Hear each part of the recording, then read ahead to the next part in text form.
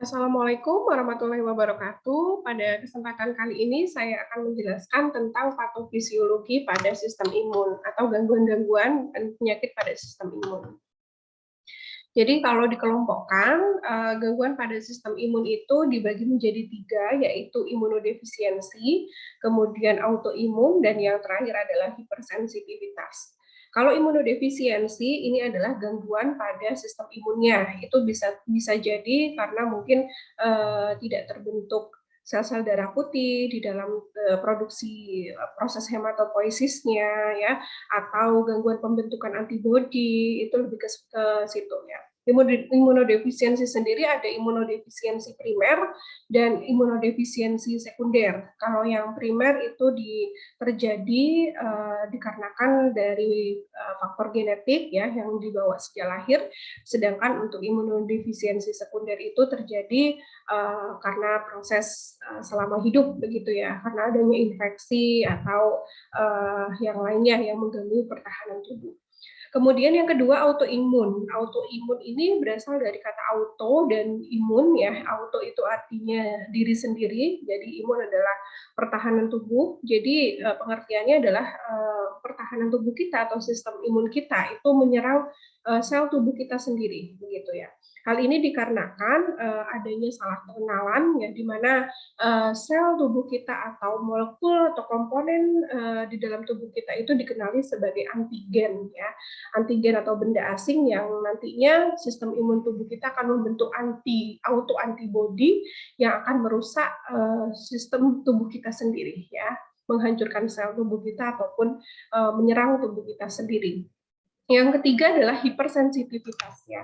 Hipersensitivitas ini adalah suatu kondisi di mana sistem imunnya itu terlalu sensitif terhadap antigen yang masuk ke dalam tubuh kita. Jadi tubuh kita ini menganggap secara berlebihan antigen tersebut sehingga direspon juga secara berlebihan. Ya. Nah ini juga akan menimbulkan gangguan terhadap tubuh ya, misalnya hipersensitif tipe 1 ya, bentuknya alergi. Nah, kalau kita menganggap suatu antigen itu secara berlebihan ya, maka respon yang akan kita berikan itu juga berlebihan. Misalnya terjadi peningkatan suhu tubuh, kemudian ada pelebaran pembuluh darah yang mengakibatkan bentol-bentol atau pelebaran saluran napas yang menyebabkan asma ya, ini tentu juga akan memberikan gangguan tersendiri bagi sistem di dalam tubuh kita. Baik, kita masuk satu persatu ya. Yang pertama adalah imunodefisiensi. Jadi pengertian dari imunodefisiensi merupakan penyakit yang disebabkan oleh hilang atau terjadinya gangguan fungsi dari sebagian sistem imun, termasuk dalam hal ini adalah sel imunnya, bisa molekul imunnya, atau proses kerja pada sistem imun itu sendiri. Kalau kita bicara sel imun, berarti sel darah putih ya, ada monosit, limfosit, basofil, eosinofil, dan neutrofil yang mungkin saja dia mengalami gangguan pada produksinya sehingga tidak bisa menjalankan sistem pertahanan tubuh begitu. Atau secara fungsional sel ini tidak bisa memproduksi yang seharusnya dia produksi pada saat pertahanan tubuh. Misalnya sel darah putih ya, limfosit B tidak bisa membentuk antibodi dengan baik. Nah, ini termasuk dalam imunodefisiensi. Kemudian molekul imun juga ya, misalnya sitokin, komplement gitu ya, atau protein fase akut yang seharusnya dia bisa diproduksi dan bekerja, ini tidak bisa bekerja. Akibatnya terjadi gangguan pada pertahanan tubuh kita. Kemudian yang ketiga adalah proses kerjanya sendiri ya, misalnya fagositosis gitu ya, tidak bisa berjalan dengan baik, atau sitolitik sel ya, penghancuran sel yang terinfeksi tidak bisa berjalan dengan baik, ini juga termasuk dalam kategori imunodefisiensi. Ada juga sel-sel imun kita misalnya yang diserang oleh suatu mikroorganisme ya, sehingga tidak bisa berfungsi, misalnya pada kondisi atau kasus HIV ya, human immunodeficiency virus untuk virusnya ya, HIV yang menyerang tubuh menyebabkan penyakit AIDS atau acquired immunodeficiency syndrome. Di situ virus HIV akan merusak T helper, yaitu limfosit T jenis T helper, sehingga tidak bisa mempertahankan sistem imun tubuh kita dengan baik, seperti itu. Nah, ciri umum dari imunodefisiensi ini adalah ada infeksi atau merupakan infeksi atau penyakit yang berulang ya. Biasanya orang-orang dengan imunodefisiensi itu sering mengalami infeksi dan berulang seperti itu ya, dan cenderung dia mengalami resistensi terhadap antimikroba. Patogenesis dari imunodefisiensi ini sangat kompleks ya dan bervariasi tergantung dari jenis imunodefisiensinya primer atau sekunder atau dari jenis infeksinya, mikroorganisme yang menyebabkan itu juga bervariasi ya, dan juga menimbulkan gejala klinis yang berbeda satu dengan yang lainnya, cukup banyak ya setiap kejadiannya, dan juga sering mengakibatkan penyakit yang serius ya. Nah, tanda-tanda orang ini mengalami imunodefisiensi itu bisa dilihat ya, adik-adik ya. Jadi ada yang mengalami 4 atau lebih infeksi ya di dalam tubuh ya selama 1 tahun. Nah, kemudian ada juga mengalami 2 atau lebih infeksi sinus ya, pokoknya infeksi ya sering gitu ya. Kemudian 2 bulan atau lebih pemakaian antibiotik dengan sedikit efek ya, ini berarti terjadi resistensi terhadap antimikrobial tertentu ya. Kemudian ada 2 episode atau lebih gitu ya mengalami pneumonia dalam setahun gitu. Pada bayi terjadi kegagalan peningkatan berat badan dan gagal tumbuh ya. Jadi makanya kalau di posyandu itu rutin ya dilakukan selain untuk melihat pertumbuhan bayi dan balita, itu juga untuk mendeteksi salah satunya mungkin gangguan perkembangan dan gangguan imunitas ya di dalam tubuh ya. Kemudian ada abses berulang pada kulit, jadi sering mengalami luka jaringan pada kulit dan di organ. Lalu sering mengalami kandidiasis ya, infeksi karena Candida albicans secara persisten di mulut atau dimanapun ya pada usia di atas 1 tahun. Kemudian kebutuhan penggunaan antibiotik intravena yang meningkat ya, karena tadi ada resistensi antimikrobial tertentu. Kemudian 2 atau lebih infeksi dalam termasuk septikemia. Lalu ada riwayat keluarga dengan imunodefisiensi primer. Itu tentunya ya. Nah, imunodefisiensi seperti yang sudah sempat saya singgung tadi, ada 2 jenis, yaitu imunodefisiensi primer dan sekunder. Untuk kasusnya, imunodefisiensi primer ini lebih sedikit ya, kurang dari 10% dari total kasus itu yang bentuk dari imunodefisiensi primer. Kalau yang sekunder ini yang lebih banyak, yaitu sampai 90%. Nah, perbedaannya kalau imunodefisiensi primer itu berasal dari intrinsik atau dari dalam tubuh kita sendiri dan bersifat kongenital atau diturunkan ya kepada keturunan berikutnya. Nah, ini macam-macam ya bentuknya ya, karena mutasi genetik sehingga tidak terbentuk enzim-enzim tertentu yang nantinya berperan di dalam pembentukan sel imun, molekul imun dan seterusnya seperti itu ya. Nah, ada juga yang komponen-komponennya mengalami disfungsi gitu ya dalam hal fungsionalnya tentu ya. Dan manifestasi klinisnya biasanya dijumpai pada awal kehidupan gitu ya. Dari bayi sudah kelihatan itu imunodefisiensi ini. Kemudian kalau yang sekunder ini biasanya sih penyakit bawaannya, istilahnya bukan penyakit yang ada setelah lahir ya tentunya ya, tidak dibawa dari lahir. Ini bisa karena faktor infeksi, bisa karena faktor gangguan tumor ya atau kanker, malignansi, ada kelenjar limfoid ya yang memproduksi sel darah putih tentunya. Lalu ada malnutrisi, kekurangan nutrisi-nutrisi tertentu yang baik untuk sistem pertahanan tubuh. Lalu ada juga penggunaan obat-obatan imunosupresan ya yang menekan sistem imun di dalam tubuh kita. Itu juga bisa menyebabkan imunodefisiensi sekunder. Nah, kita ke imunodefisiensi primer terlebih dahulu ya. Imunodefisiensi primer ini banyak sekali macamnya ya. Ada yang disebut dengan severe combined immunodeficiency syndrome atau SCID. Ada yang disebut juga dengan sindrom DiGeorge ya, atau congenital thymic aplasia. Ada juga yang disebut dengan T-cell signal deficiency, gitu ya. Ada juga yang disebut dengan X-linked agamaglobulinemia sampai dengan sindrom hyper IgM. Nah, ini sangat kompleks sekali ya, berkaitan dengan gangguan kongenital atau gangguan yang diturunkan di dalam tubuh gitu ya. Kalau kita lihat di gambar ini ya, kita bisa melihat ada beberapa tempat yang mengindikasikan adanya gangguan imunodefisiensi primer ya. Ada yang di bone marrow atau sumsum tulang, ada yang di timus, ada juga yang di sirkulasi aliran darah gitu. Kalau kita lihat kasusnya di sini, kasus nomor 1 dan nomor 4, yaitu severe combined immunodeficiency syndrome dan X-linked agamaglobulinemia, ini terjadi gangguan pematangan sel darah putih di sumsum tulang. Gitu. Kalau yang nomor 1, severe combined immunodeficiency syndrome, ini gangguannya adalah pada proses pematangan sel B, pre-sel B dari lymphoid stem cell, gitu ya. Nah.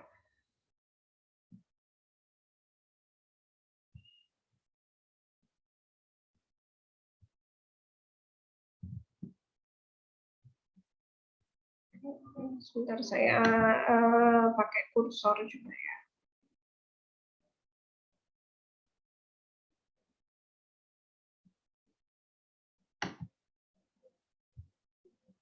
Enggak bisa ya.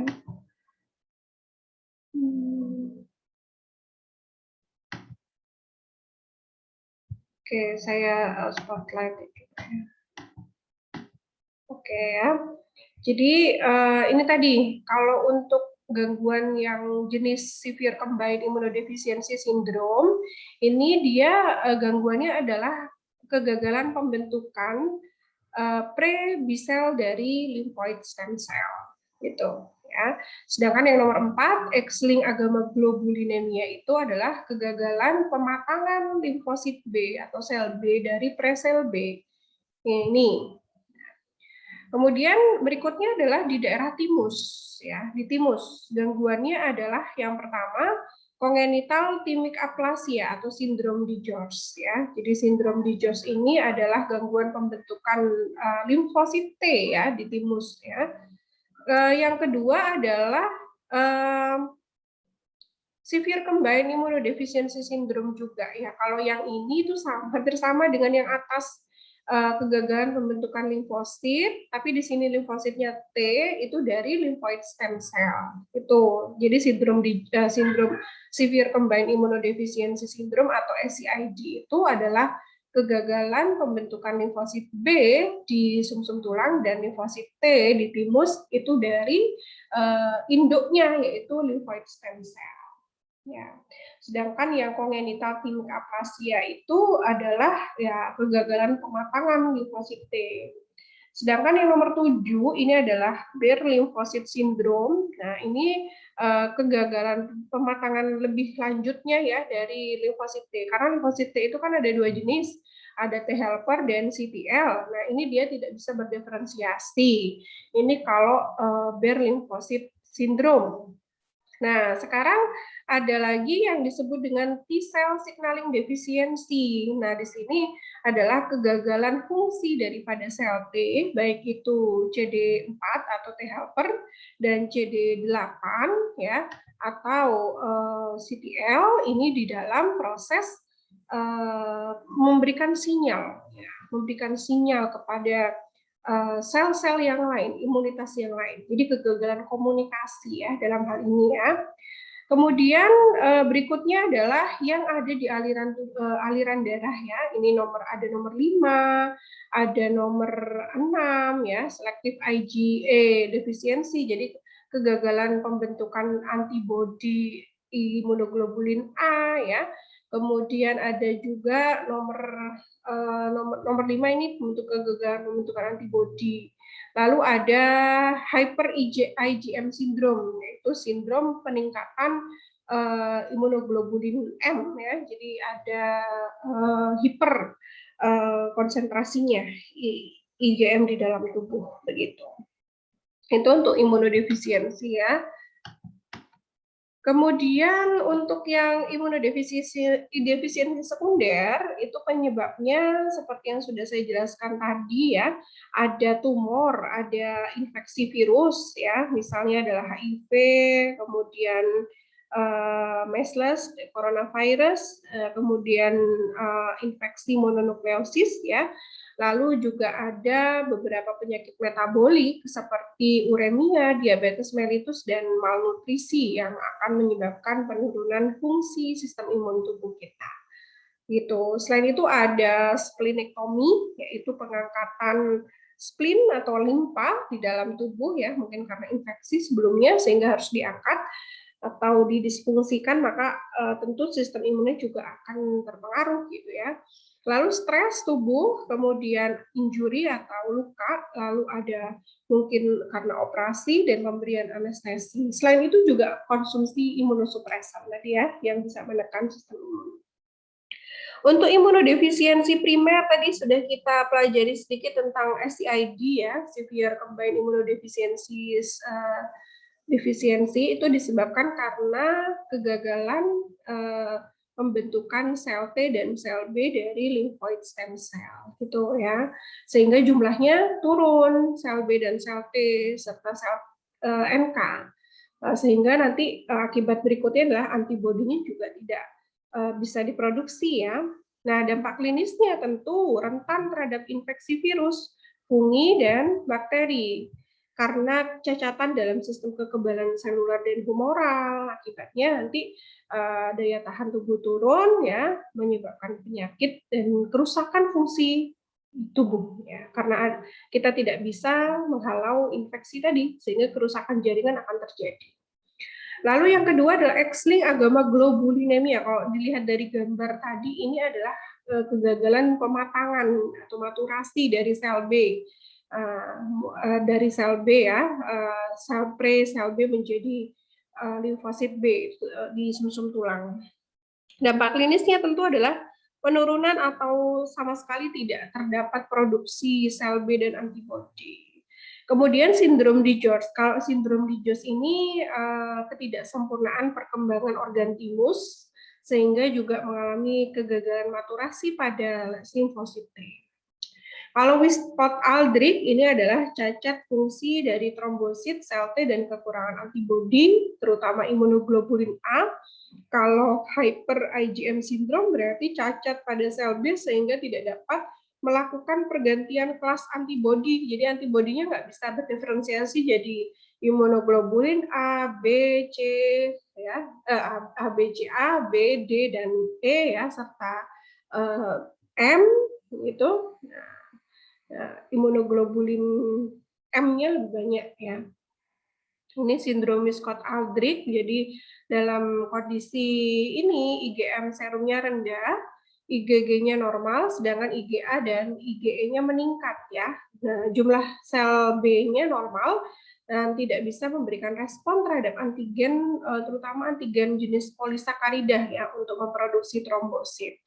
Nah, mengenai usia muda dengan gejala trombositopenia, kemudian dia eksim ya, ada eksim dan infeksi rekuren ya, seperti misalnya ada petekia dikarenakan trombositopenia, kemudian pneumonia dan infeksi lainnya ya, dan juga ada kanker ya di dalam tubuh gitu akibat dari sindrom Wiskott-Aldrich.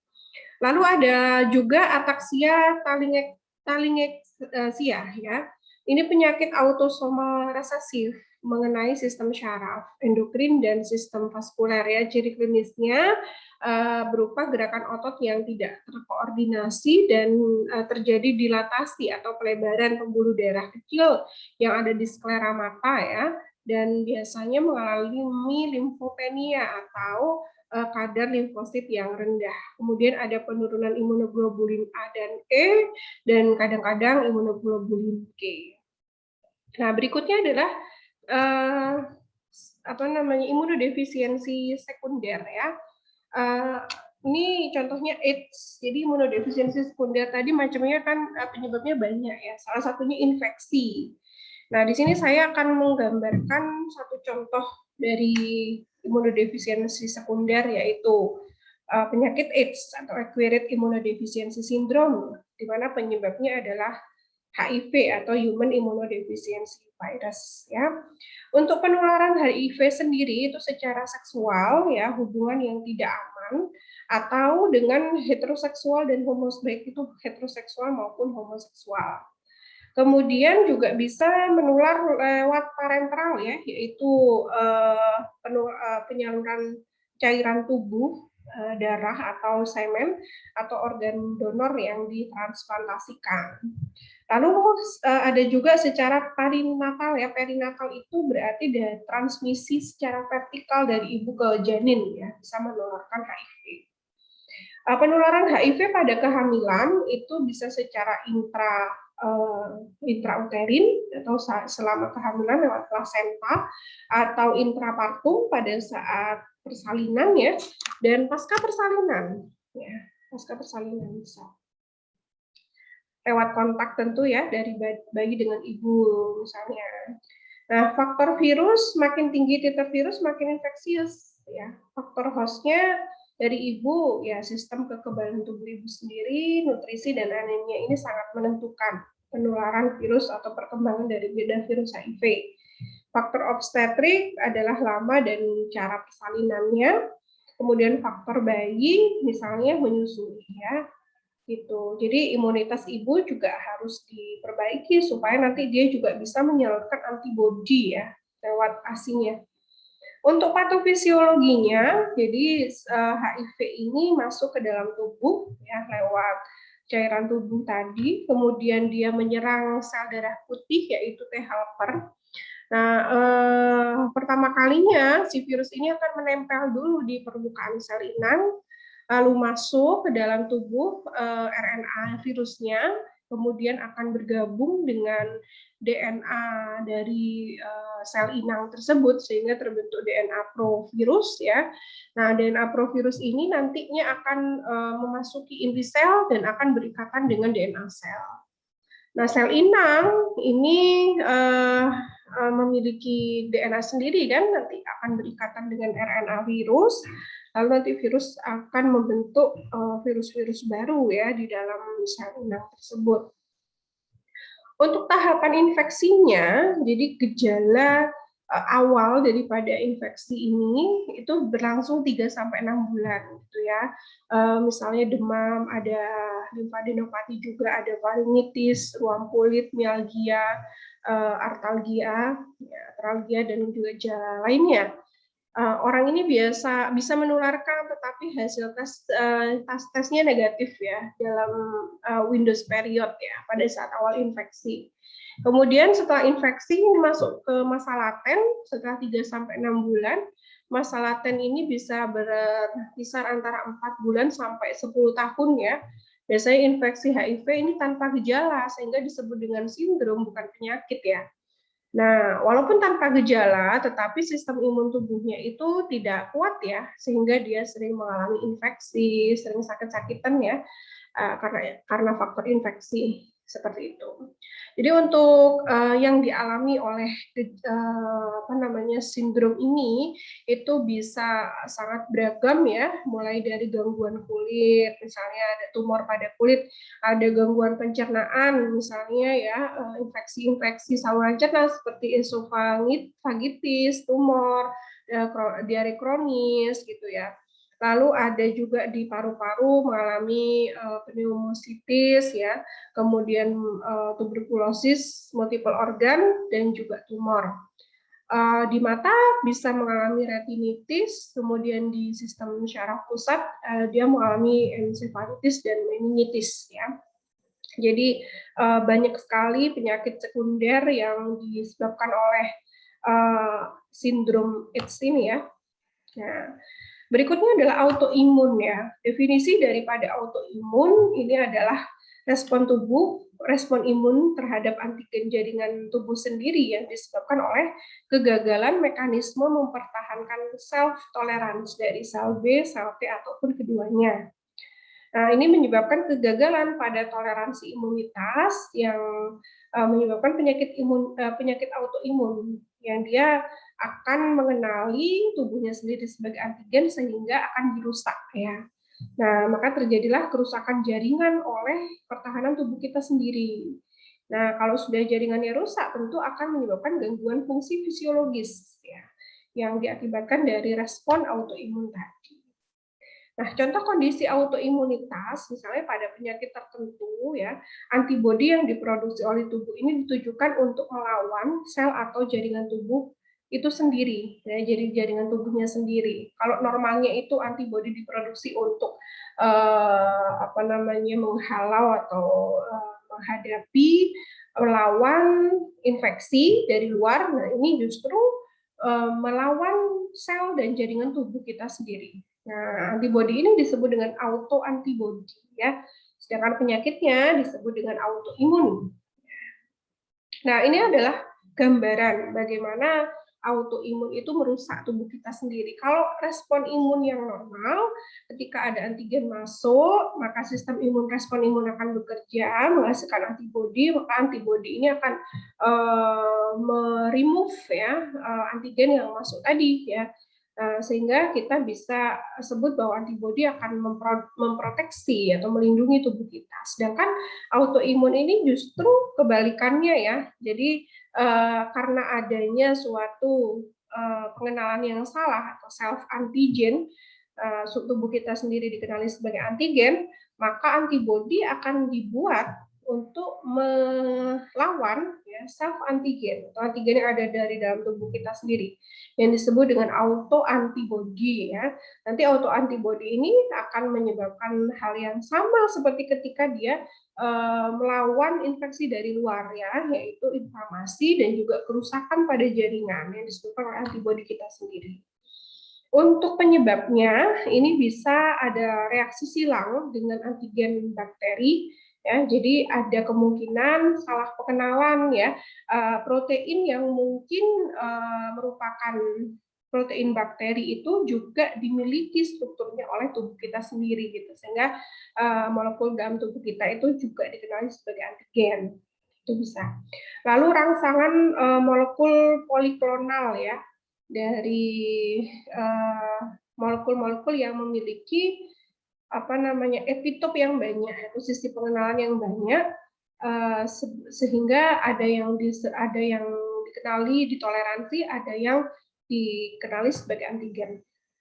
Kemudian kegagalan di dalam autoregulasi ya kegagalan di dalam sistem human leukosit antigen atau HLA kita dalam mengenali mengenali antigen gitu. Jadi kesalahannya bukan pada komponen molekul di dalam tubuh yang sama dengan antigen, tetapi sistem pertahanan tubuh kita sendiri yang salah mengartikan molekul tersebut. Nah, itu. Faktor-faktor yang berkontribusi pada perkembangan penyakit autoimun ini adalah secara genetik ya, paling banyak adalah karena gangguan pada HLA ya, gen HLA ya. Gen human leukosit antigen yang berfungsi untuk mengenali antigen dan menyajikan kepada sel-sel imun untuk dilawan seperti itu ya. Kalau HLA-nya ini salah dalam hal produksinya, maka juga secara fungsional dia juga akan salah gitu dalam mengenali antigen gitu ya, bisa menyebabkan autoimunitas tadi. Kemudian jenis kelamin ya atau gender ya, itu wanita lebih sering kasusnya ya lebih banyak dibandingkan dengan pria, masih dalam tahap penelitian tentunya kenapa wanita lebih sering mengalami autoimun dibandingkan pria.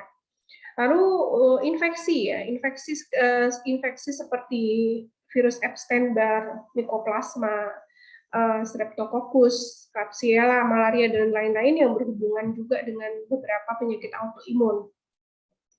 Ada juga sifat autoantigen, yaitu enzim atau protein yang sering sebagai antigen sasaran dan mungkin bereaksi silang dengan antigen mikroba gitu ya. Jadi ada protein-protein di dalam tubuh kita yang mungkin itu sama dengan antigen gitu, sehingga dianggap sebagai benda asing.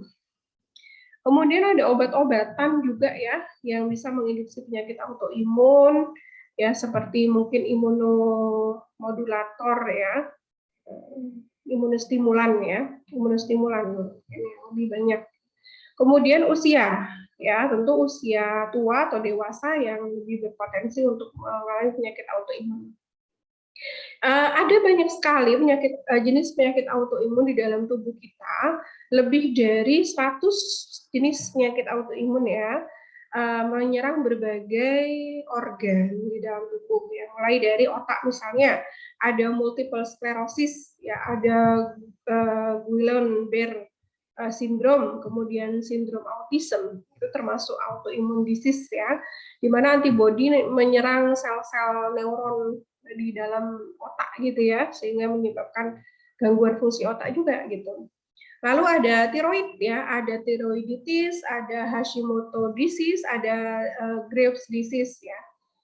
Kemudian di tulang ada rheumatoid arthritis ya. Kemudian ada ankylosing spondylitis, ada polymyalgia rheumatica. Kemudian di otot ini ada muscular dystrophy, ada fibromyalgia.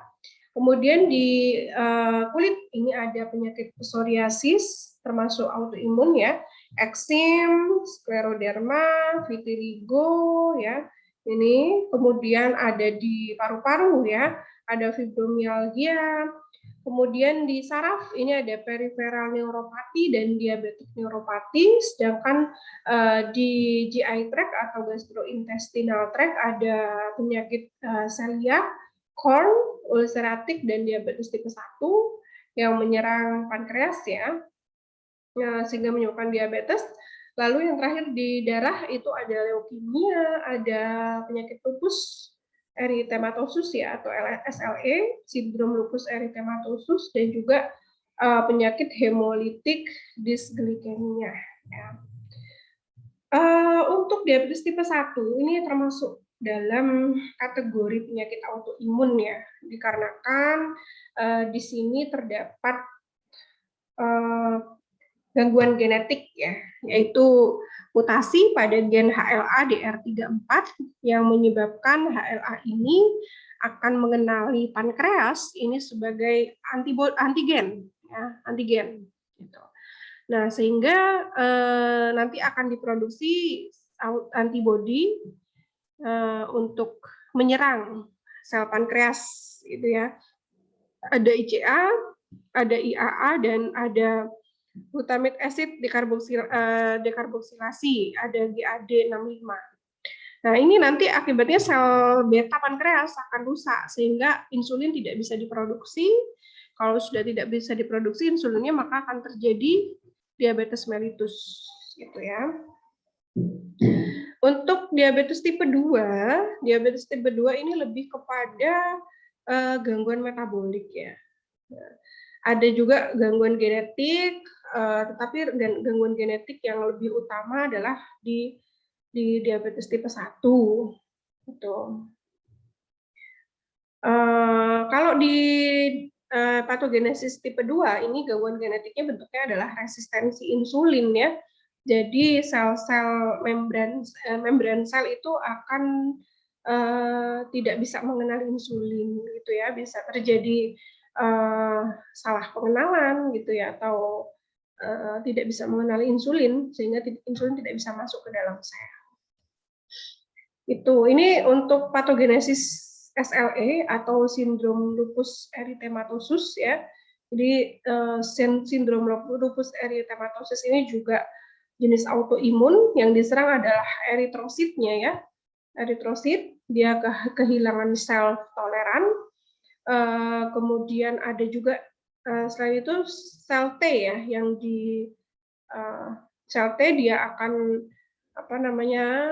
autoreaktif begitu untuk induksi sel B menghasilkan autoantibody. Ya, autoantibody. Kemudian autoantibody ini akan merusak sel-sel darah kita, gitu ya, menyebabkan fibrosis dan kerusakan. Nah, menyebabkan proinflamasi ya di dalam tubuh ya, baik itu di jaringan maupun di pembuluh darah. Nah, yang terakhir adalah hipersensitivitas. Jadi bila seseorang pernah terpapar antigen tertentu, kemudian pemaparan berikutnya oleh antigen yang sama menyebabkan respon imun sekunder dengan tujuan menyingkirkan antigen tersebut. Nah, reaksi alami tubuh untuk mempertahankan diri, reaksi imunologik yang berlebihan, ini akan menyebabkan kerusakan jaringan juga. Nah, reaksi imun yang berlebihan ini disebut dengan hipersensitivitas. Jadi pengertiannya hipersensitivitas merupakan respon imun yang tidak diinginkan yang dapat menyebabkan kerusakan jaringan sebagai akibat paparan antigen terhadap substrat yang sebenarnya secara intrinsik adalah tidak berbahaya gitu ya. Nah, tapi dianggap berbahaya gitu, terlalu sensitif. Kondisi ini sudah mengalami sensitisasi oleh alergen spesifik sebelumnya. Akibatnya adalah kerusakan jaringan. Untuk tipenya ada 4 tipe, ada anafilaktik, ada sitotoksik, autoimun, dan tipe 4 cell mediated hypersensitivity.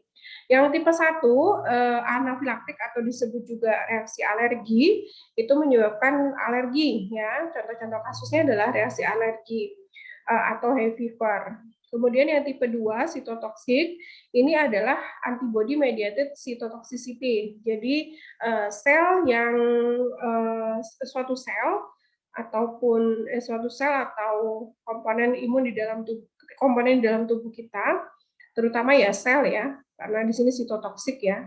Sel ini akan dihancurkan oleh antibody kita. Itu cirinya itu. Jadi tipe 4 ini bentuk hipersensitivitasnya adalah sel-sel tubuh ini dirisiskan oleh antibodi ya. Contohnya adalah anemia hemolitik. Yang ketiga adalah imun kompleks ya. Jadi karena sangat reaktif, jadi dia akan membentuk kompleks imun mungkin antara fagositosis, komplement dengan antibodi akan bereaksi lebih berat begitu ya. Yang keempat adalah cell mediated hypersensitivity atau hipersensitivitas yang dimediasi oleh sel. Contohnya adalah dermatitis kontak dan TB. Ini beberapa perbedaannya. Kalau dari antigennya untuk yang tipe 1 itu dari luar ya. Kan respon alergi dari benda asing dari luar ya. Kemudian yang tipe 2 itu biasanya protein-protein pada permukaan sel. Kalau yang tipe 3 itu yang molekul terlarut, sedangkan yang tipe 4 itu adalah jaringan atau bahkan organ. Nah, untuk antibodi yang bekerja tipe 1 karena reaksi imun alergi gitu ya, antibodi yang berperan adalah IgE. Untuk yang tipe 2 dan tipe 3 itu IgG dan IgM, sedangkan yang tipe 4 itu tidak ada reaksi antibodi. Lalu untuk waktu responnya yang paling lama adalah yang tipe 4, yang paling cepat adalah tipe 1, kemudian tipe 2 lebih lama sedikit ya, kemudian tipe 3 dan terakhir adalah tipe 4. Lalu untuk efeknya ya dari tipe 1 ini biasanya ada mungkin ya bentol-bentol reaksi alergi. Yang tipe 2 ada lisis sel dan juga nekrosis atau kerusakan jaringan. Kalau tipe 3 ada eritema, edema dan juga nekrosis, sedangkan yang tipe 4 ada eritema dan indurasi, ya, kerusakan atau disfungsi jaringan. Kemudian untuk transfer hipersensitivitasnya atau yang bereaksi selain antibodi ya, kalau tipe 4 itu sel T. Kemudian secara histologis itu untuk yang tipe 1 ada basophil dan eosinofil. ya fagositosis ya. Tipe 2 ini antibodi dan komplement, tipe 3 komplement dan neutrofil, dan tipe 4 ada monosit dan limfosit. Nah, ini mekanismenya ya, ini lebih baik di sistem imun.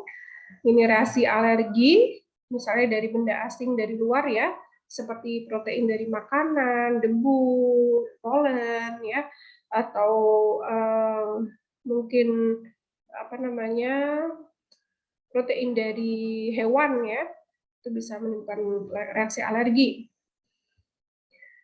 Bersensitif tipe 1 bisa efeknya adalah berbagai macam ya, tergantung mediator inflamasinya. Kalau histamin ini meningkatkan permeabilitas pembuluh darah dan kontraksi otot polos sehingga terjadi mungkin bentol-bentol dan asma gitu ya. Nah, ada juga yang meningkatkan permeabilitas pembuluh darah ya, bisa terjadi edema itu ya. Gitu. Nah, itu mungkin untuk gangguan sistem imun yang bisa saya sampaikan. Sampai di sini, terima kasih atas perhatiannya. Wassalamualaikum warahmatullahi wabarakatuh.